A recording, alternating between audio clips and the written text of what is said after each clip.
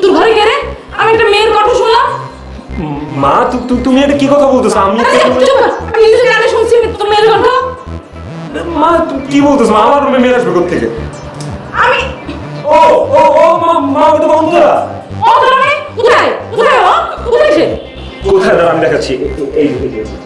অন্তরা হচ্ছে এই যে আমাদের নায়িকা অন্তরা আর কি। হ্যাঁ, নাটক দেখতেছিলাম। মা এত ক্যাট করে, মেয়েটা সারাদিন ঝগড়া করে। মা বাস্তবে কি কোনো মেয়ে এত ঝগড়া করে? বলো, আমি তাহলে বিয়ে করবো না কোনদিন। মা না বাবা, এই মেয়েরা বাস্তবে এত ঝগড়া করে না, বুঝছি এগুলো নাটকের কাজ। এটা ফালতু মেয়ে। আর ঠিক বাবা, তুই পড়াশোনা কর তো, পড়াশোনা কর।